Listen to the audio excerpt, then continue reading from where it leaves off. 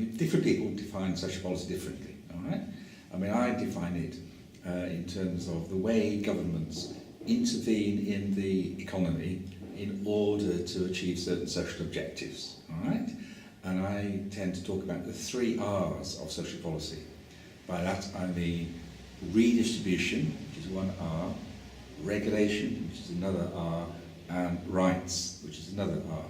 And what that means is, left to its own devices, a capitalist economy will create inequality, will create insecurity, won't address people's social needs, will actually end in a very unsatisfactory kind of society. So we need to redistribute from the richer people to the poorer people within societies, and social policy does that. It taxes people who have more funds and gives them to people who have less, generally speaking. So how to do that, the debates about that, how taxation should be managed is one issue.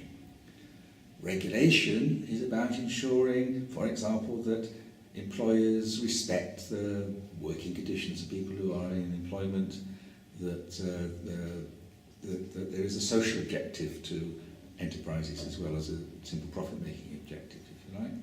And then the third R is rights, that what social policy does is to recognise that people have certain rights to education, to health, to social protection, and how governments do that is the focus of social policy. My particular interest is in what I call global social policy.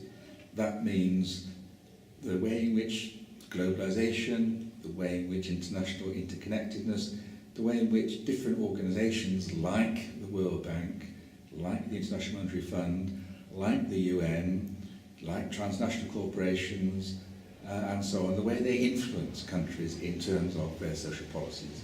So social policy is no longer just the business of one country.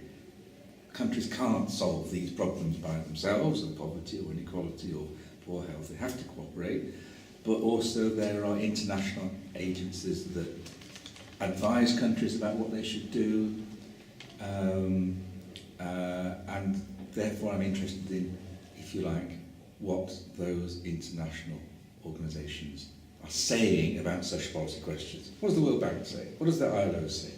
What does international business say and do? How does all this influence the way we try and manage social policies? Just one point on that finally is,